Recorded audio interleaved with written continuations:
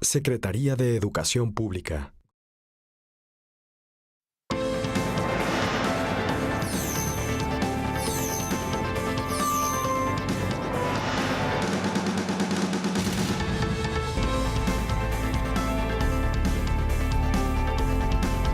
¿Qué tal? ¿Cómo le va? ¿Cómo le va? Muy buenas noches. Muy buenas noches. Qué bueno que está con nosotros. Gracias. Bienvenido a una emisión más de Mesa Cuadrada. Me da gusto saludarle. Soy Enrique Lascano y les saludo como siempre en nombre de todos mis compañeros de este equipo de trabajo. Hoy con un tema muy interesante. Los finales de ciclos, las terminaciones sirven para hacer ejercicios de evaluación, el haber y el deber, cómo andamos en determinadas materias. Y el tema económico, pues es sin duda un tema recurrente para este tipo de ejercicios, para este tipo de reflexiones. ¿Cómo terminamos en este año en términos económicos, en términos comerciales? ¿Cómo anda México en este momento en el asunto de la renegociación de un tratado de libre comercio? ¿Cómo se abren nuevos espacios en el mundo para promover a México económicamente? Bueno, pues para hablar sobre estos temas, hoy nos acompaña en esta mesa el maestro Pablo Carreño King. Él es el director general de ProMéxico y vamos a platicar sobre estos temas. Un hombre con una larga experiencia en esta materia, en términos también diplomáticos, en términos de este encuentro con el mundo. Gracias, maestro, por acompañarnos. Muchas gracias, Enrique, por la invitación, desde luego a todo el equipo de Televisión Educativa y en particular por el privilegio de estar en esta mesa cuadrada, pues contigo, con Verónica, con Pepe, con Javier. Es un gusto Bienvenido. estar aquí. Muchas gracias, maestro. Bueno, pues ya los presentó Muy por cierto. Entonces, bueno, gracias, maestro, por lo demás. Se ve que sí sabe de comunicación también, ¿eh? Bueno, a lo mejor tendríamos que empezar. ¿Cómo cierra México en tu opinión, cómo cierra México este 2017? Yo creo que, y tengo que coincidir con la introducción que haces, Enrique. Finalmente, en efecto, es momento de evaluar los ciclos. México, en las áreas que le toca a ProMéxico. ProMéxico es la agencia de promoción comercial que tiene el gobierno mexicano. Desde hace 10 años, de hecho cumplimos 10 años este año y entonces es otro momento también para hacer una evaluación de los ciclos. Y México cierra muy bien en las 3 áreas que le tocan a ProMéxico, que es atracción de inversión extranjera directa, es decir, inversiones de grandes corporativos que vienen y deciden invertir en México, poner una planta, poner su fábrica, sus oficinas. Promoción de exportaciones mexicanas, es decir, a nuestros productos y servicios, buscarles salida para que se vendan, para que se comercializan, para que se consuman fuera de México. Y una tercera que llamamos internacionalización de empresas. Y en las 3 áreas tenemos buenos resultados. En la primera, atracción de inversión extranjera directa, pues aún en un entorno sumamente complicado como en el que estamos a nivel mundial y en particular en nuestra región, en las Américas. Hasta ahorita ya llevamos un avance de 118%, es decir, ya superamos la meta prevista. Y cuando digo superamos, superó México. México ya está por encima de lo que se propuso atraer en materia de inversiones, pues más de 10% hasta septiembre. Yo confío en que cerraremos el año pues todavía mejor. Y estas son buenas noticias no solo pues porque eso quiere y se traduce en empleos, se traduce en mayores oportunidades comerciales para el país y desde luego en inversión, sino también son buenas noticias pues porque, insisto, lo hemos hecho en un ambiente sumamente complejo. En exportaciones vamos 17% arriba de la meta. Y eso también es una buena noticia porque son productos y servicios hechos en México o producidos en México que se están comprando afuera y están siendo pues valorados fuera de México. Y luego la salida que han tenido nuestras empresas, ahí llevamos un avance del 75% más o menos al tercer trimestre de este año, es decir, vamos en meta. Y también pues es un dato pues, que en ese sentido nos llena de orgullo porque significa que las empresas mexicanas están siendo evaluadas de manera positiva fuera de México. Pero, Exactamente. Sí, me parece muy interesante y qué gusto coincidir contigo, Paulo, y sobre todo que nos platiques esto, porque me parecen buenas noticias, sobre todo de una agencia, digamos, gubernamental que está sirviendo de enlace entre empresas mexicanas y inversionistas extranjeros o destinos a los que se puede llegar. Además de la parte justamente muy vistosa y por los números que se han dado en materia de inversión extranjera directa a México, a mí lo que me parece muy interesante es esta parte en la que hablas tú de promoción de las exportaciones mexicanas e incluso en el tercer rubro que hablas de internacionalización de empresas mexicanas en el exterior. No necesariamente estamos hablando de empresas muy grandes como las que todo mundo a lo mejor se le puede ocurrir, ¿no? Las de harina de tortillas o las de pan de caja, etcétera. Hay, y tú nos lo decías fuera del aire, incluso medianas y pequeñas empresas que de alguna manera, gracias justamente a este enlace, ¿no?, con potenciales mercados y clientes en el exterior, pues están llevando marcas mexicanas al extranjero, ¿no? Entonces, así es, Vero. Son 76 proyectos ya, es decir, 76 empresas mexicanas que están fuera de México. En primer lugar, gracias al talento de los empresarios mexicanos y la visión y el compromiso que los ha motivado a buscar oportunidades fuera. Con el apoyo de ProMéxico, con el apoyo también, desde luego, que hacen las propias representaciones diplomáticas fuera de México. Es decir, es una labor de equipo, finalmente, de la Secretaría de Economía, desde luego, es que hemos podido pues, impulsar a estas empresas que hoy destacan. Y están las grandotas que acabas de mencionar, y otras tantas, ¿no? Pero también nos llena de orgullo que están estas pequeñas y medianas, ¿no? Voy a hacer un pequeñísimo comercial para una justamente mediana, Churrísimo, una pues en su momento modesta distribuidora, venta de churros en Coyoacán, busca a ProMéxico pues para vender sus churros fuera de México y este año ha abierto su cuarta sucursal en Colombia, por ejemplo. Es decir, y ese es tan solo un ejemplo de estos 76, pues que ilustran que el empresario mexicano está buscando nuevas oportunidades, está buscando espacios y los productos mexicanos están teniendo una enorme aceptación. Exacto. nos permiten hacer una pausa, vamos a un corte, no se vaya, esto es Mesa Cuadrada, regresamos después de una breve pausa.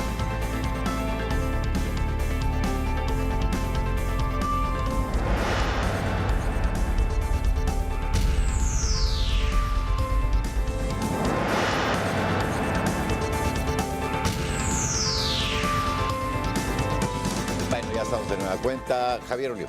¿Qué tal? Muchas gracias. Nuevamente, bienvenido, Pablo. Gracias. Leyendo tu trayectoria, haber sido subsecretario de Relaciones Exteriores, tu experiencia en el sector privado, bancario muy importante, y en este contexto donde la propensión a que los grandes monopolios no solamente ocupen los mercados, lógicamente, sino también los mercados internacionales, me refiero, y después los mercados nacionales. En empresas como iPhone, como Google, como General Motors y todos estos grandes consorcios, ¿no? Pues tratar de posicionar empresas medianas y pequeñas debe ser todo un reto. Lo digo porque parte de la política exterior, que tú conoces muy bien, no estoy hablando de la diplomacia, sino de la política exterior en general, pues por supuesto que el comercio juega un papel muy importante, porque posicionas el nombre del país, ¿no?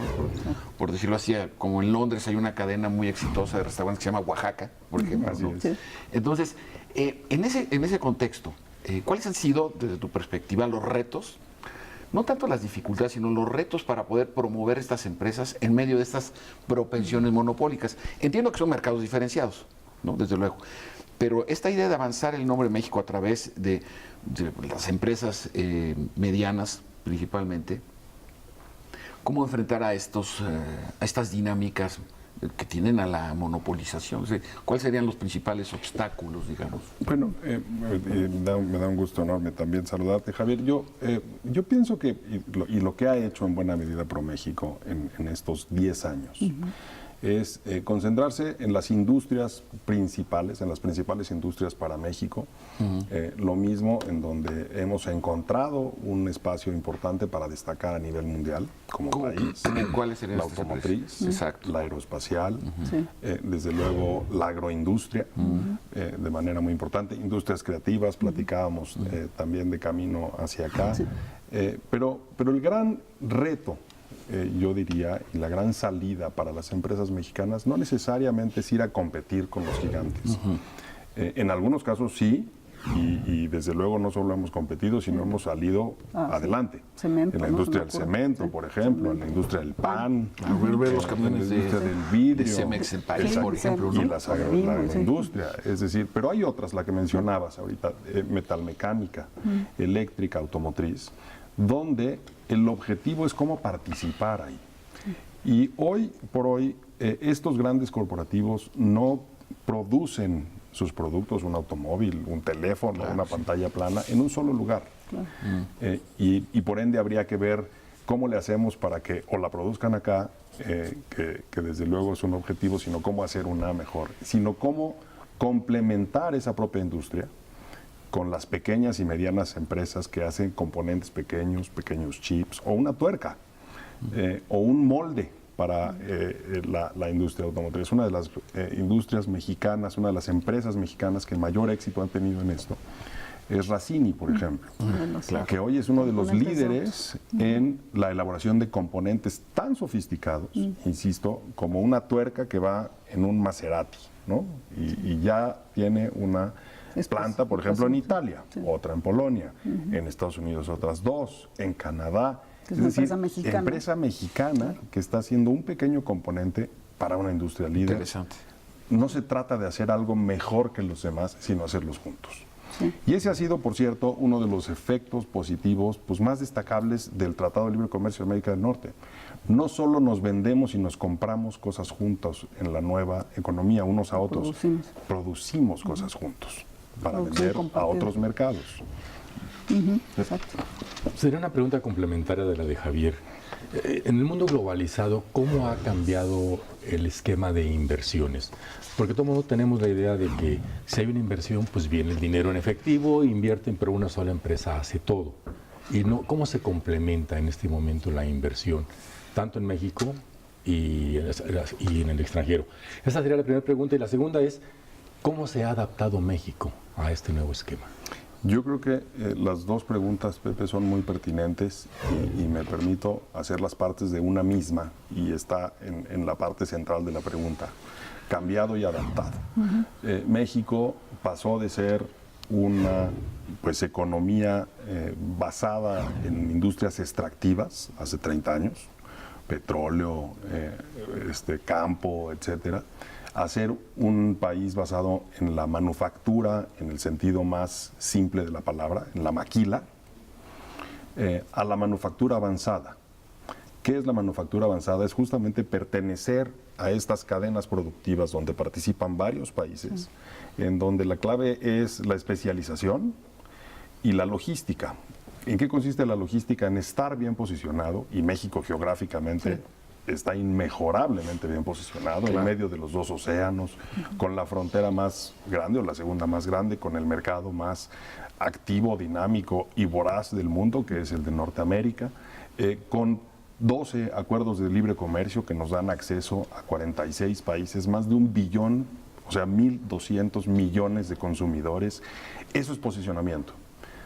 Y ese es parte de lo que ha hecho México, desde luego en los últimos 5 años con un enorme vigor, desde que arrancó la administración del presidente Enrique Peña Nieto, pero sistemáticamente desde hace 25 o 30, desde que entramos al GATT.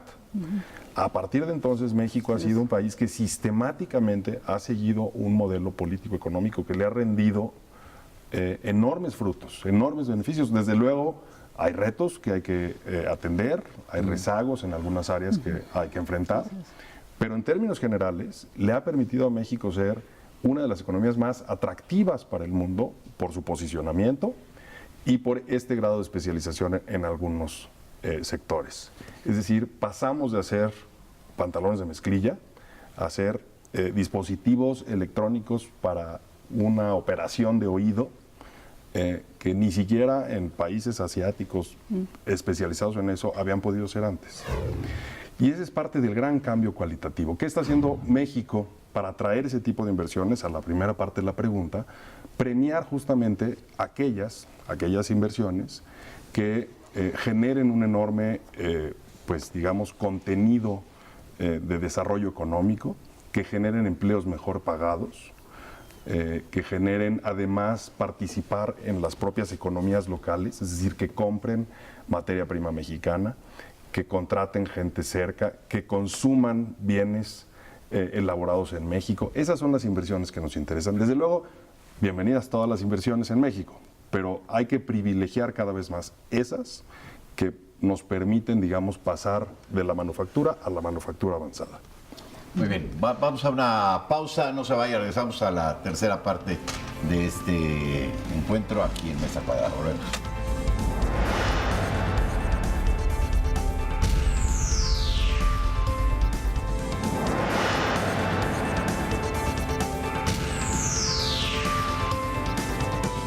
Bueno, ya estamos de nueva cuenta en esta parte final de conclusiones, Pepe.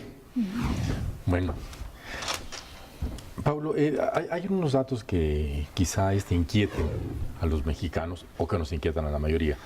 Los anuncios de que se va la inversión estadounidense y ahora con la renovación del Tratado de Libre Comercio de América del Norte se habla de la exigencia de Estados Unidos con mayores componentes en la parte automotriz, específicamente la automotriz.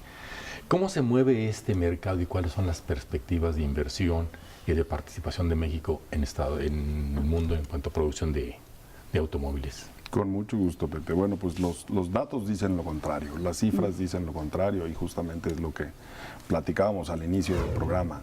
No solo no han decrecido, no solo han disminuido las inversiones extranjeras, sino han crecido por encima de lo que calculábamos. A septiembre, pues cerca del 10%, al primer semestre eran 8.8% y al primer semestre teníamos los desagregados por sector y justamente la industria automotriz, que es justamente la que ha estado más en el debate, digamos, tuvo un incremento, es decir, de inversión en México del 16%. Y eso todavía no incluye, por cierto, el anuncio que hizo ayer Ford de trasladar toda su producción de autos eléctricos a México. Es decir, los datos al final del día lo que arrojan es una realidad distinta, a veces, y así funciona, en el mundo de los negocios, en la parte de la economía, no necesariamente está empatada a la parte política. Y yo creo que pues hay que seguir desde luego, y esa es parte de la encomienda que tenemos del gobierno mexicano, del presidente Enrique Peña Nieto, del secretario Guajardo, seguir impulsando una estrategia de diversificación, porque en efecto estamos concentrados en una región y en particular en un país que es Estados Unidos, y desde hace 5 años hemos iniciado un proceso de estar más presentes en otros mercados, asiáticos, Medio Oriente, África, pero sin dejar desde luego de empujar a aquellas áreas, a aquellas industrias donde somos muy fuertes, como es la automotriz. Claro. Yo te quería preguntar, ya hicimos como un balance y justamente los datos son positivos, lo que viene hacia adelante, porque bueno, todavía digamos falta un año, un poco más de un año de esta administración, y hay un tema en especial que me parece importante. Hemos hablado justamente de este esquema de globalización en el que, digamos, los países hacen una producción compartida, no solo en el tema del Tratado de Libre Comercio, sino en general, ¿no?, con todos los países con los que interactuamos.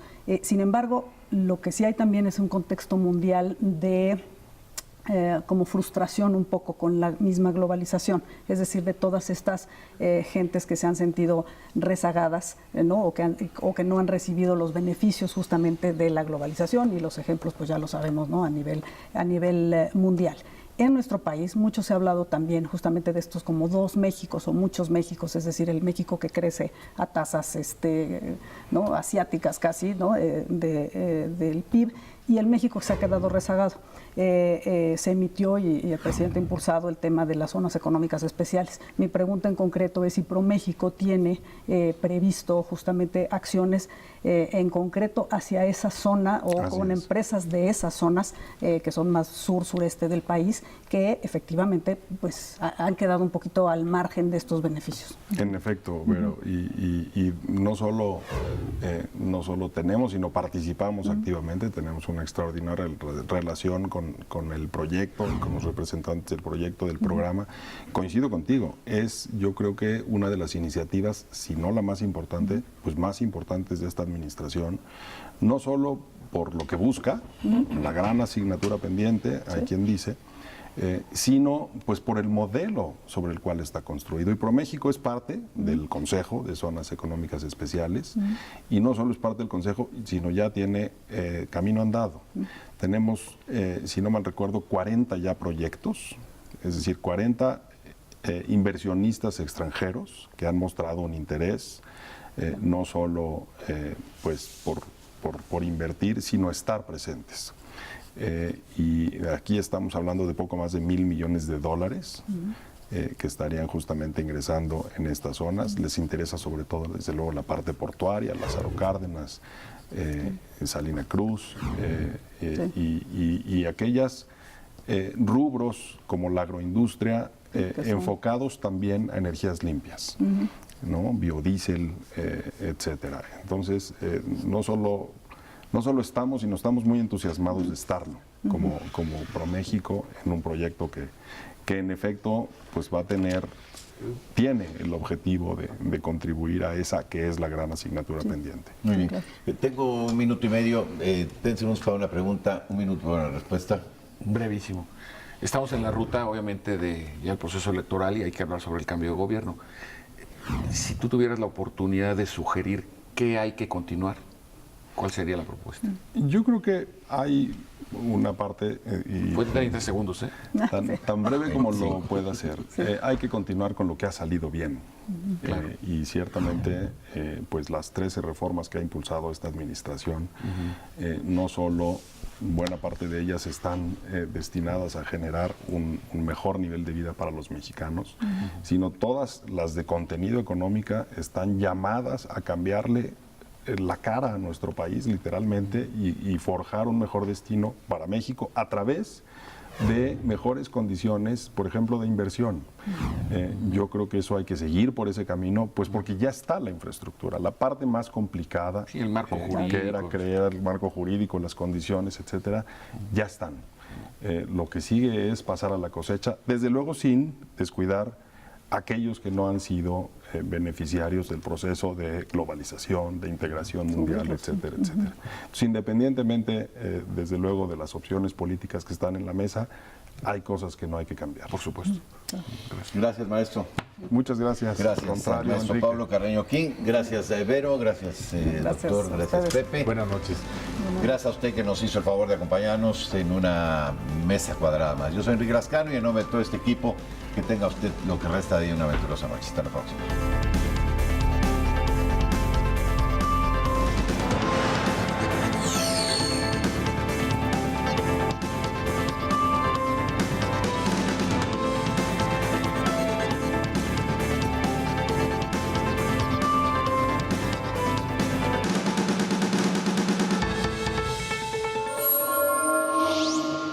Secretaría de Educación Pública.